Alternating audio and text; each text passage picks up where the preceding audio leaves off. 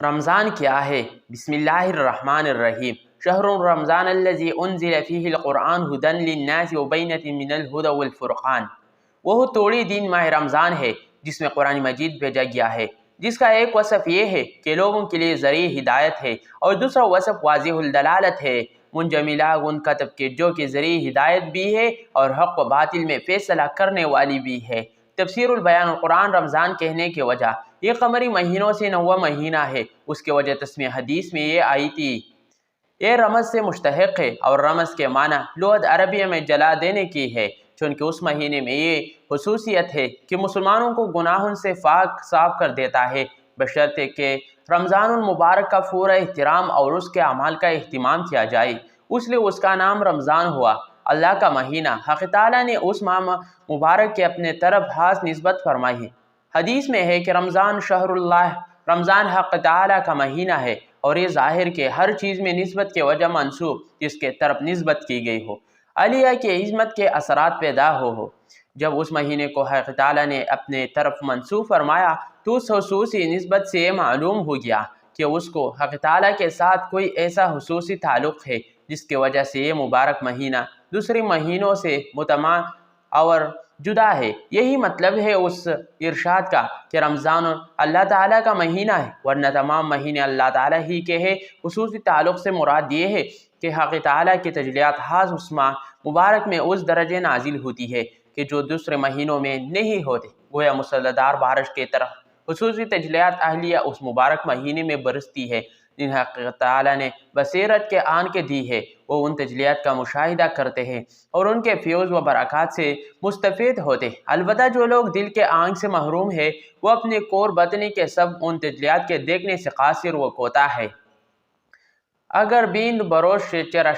چشمہ آفتاب راچا گناہ فرشتوں کے دعا اور یاقوت کا محل۔ حضرت ابو سعید خدری سے روایت ہے، فرماتے ہیں کہ رسول کریم صلی اللہ علیہ وسلم نے ارشاد فرمایا کہ جب رمضان المبارک کے پہلے رات ہوتی تو آسمان کے دروازے کھول دے جاتی ہے، اور ان دروازوں میں سے کوئی دروازہ بھی رمضان شریف کے آخری رات تک بند نہیں کیا جاتا، اور کوئی مسلمان بندہ ایسا نہیں ہے کہ رمضان شریف کے راتوں میں سے کسی رات میں نماز پڑھے مگر یہ کہ اللہ تعالیٰ اس کے لیے ہر سجدے کے بدلے میں 2500 نیکیاں لکھے گا، اور اس کے لیے جنت میں سر یاقوت کا ایک مکان بنا دے گا جس کے 7000 دروازے ہوں گے، اور ہر دروازے کے لیے سونے کا ایک محل ہوگا جو سر یاقوت سے آراستہ ہوگا۔ پھر جب روزہ دار رمضان المبارک کے پہلے دن کا روزہ رکھتا ہے تو اس کے گزشتے سب گناہ معاف کر دے جاتے ہیں، اور اس دروازے روزہ دار کے لیے روزانہ صبح کی نماز لے کر غروب آفتاب تک 70,000 فرشتے اللہ تعالیٰ سے مغفرت چاہتے رہتے ہیں۔ اور رمضان شریف کے رات یا دن میں اللہ کے حضور جب کوئی سجدہ کرتا ہے تو ہر سجدے کے عوض اس کو جنت میں ایک ایسا درخت ملتا ہے جس کے سائے میں سوار 500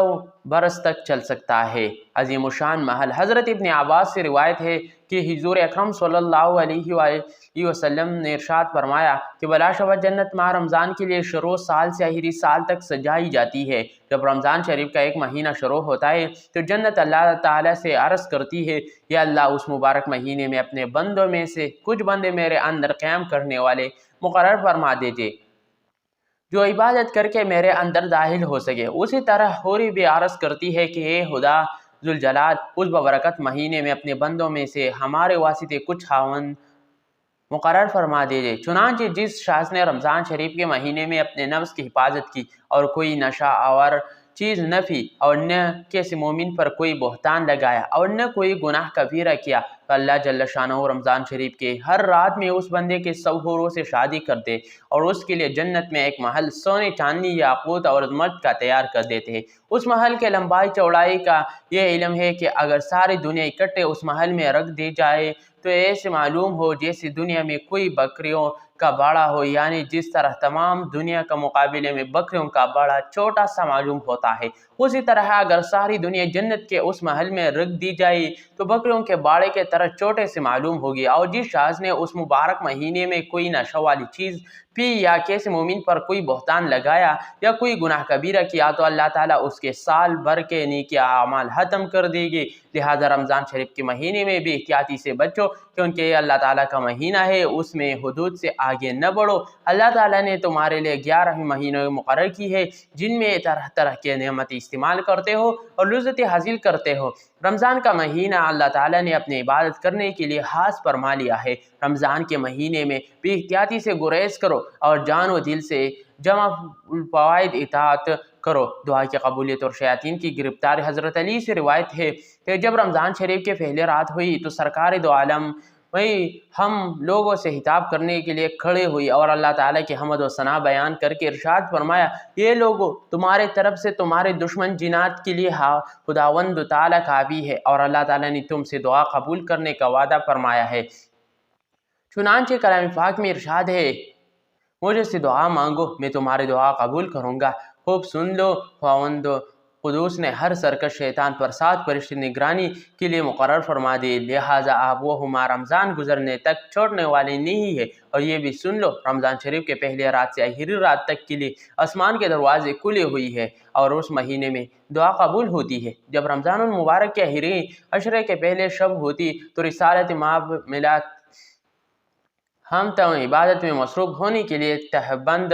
کس لیتے اور ازواج مطہرات سے علیحدہ ہو جاتے، اعتکاف فرمائے، شب بیدار کا اہتمام کرتے۔ کسی نے پوچھا، شد المیزار یعنی تہبند کیسے لیتے، کیا مطلب ہے؟ تو روی نے جواب دیا کہ حضور صلی اللہ علیہ وسلم ہے ان دونوں بیویوں سے الگ رہتے، ذوالعمال شب و روز لاکھوں کے تعداد میں مغفرت۔ حضرت عبداللہ ابن مسعود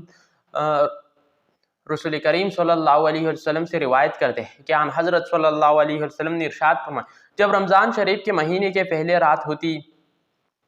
تو جنت کے دروازے کھول دیے جاتے ہیں اور پورے مہینے یہ دروازے کھلے رہتے ہیں، ان میں سے کوئی ایک دروازہ بھی پورے مہینے میں بند نہیں ہوتا اور دوزخ کے دروازے بند کر دیے جاتے اور تمام مہینے دروازے بند رہتے، اس دوران کوئی ایک دروازہ بھی نہیں کھولتا اور سرکش جنات قید کر دی جاتی ہے۔ اور رمضان شریف کے ہر رات میں ایک آواز لگانے والا تمام رات صبح صادق تک یہ آواز لگا رہتا ہے کہ اسے بلائے اور نیکی کی تلاش کرنے والے نیکی کا ارادہ کر اور ہوش ہو جاؤ اور اسے بدی کا قصد کرنے والے رک جاؤ اور اپنے حالات میں غور کرو اور بدی سے ان کا جائزہ لے۔ اور یہ بھی آواز لگتا ہے، کوئی گناہ کے معافی چاہنے والا کہ اس کے گناہ معاف کر دے جائے، کوئی توبہ کرنے والا ہے اس کے توبہ قبول کر لے جائے، کوئی دعا مانگنے والا ہے کہ اس کی دعا قبول کی جائے، کوئی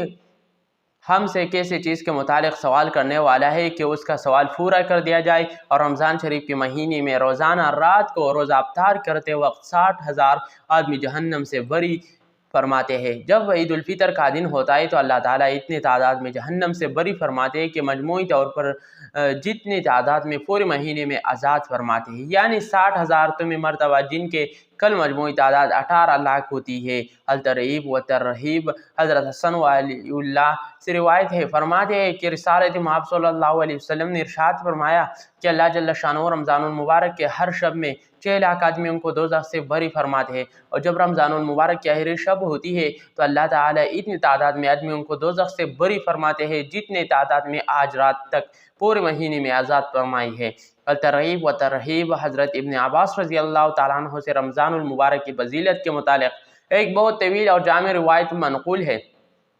اس میں یہ بھی ہے کہ رسول اکرم صلی اللہ علیہ وسلم نے فرمایا کہ حق تعالی شان رمضان شریف میں روزانہ افطار کے وقت ایسے 10 لاکھ آدمیوں کو جہنم سے بری فرماتے ہیں جو جہنم کے مستحق ہو چکے تھے، اور جب رمضان کا آخری دن ہوتا ہے تو کم رمضان سے آج تک جس قدر لوگ جہنم سے آزاد کیے گئے ہیں ان کے ترغیب و ترہیب برابر اس ایک دن میں آزاد فرمائے۔ آخر میں اللہ تعالیٰ کے 99 مبارک ناموں میں سے ایک نام ضرور اٹھائے۔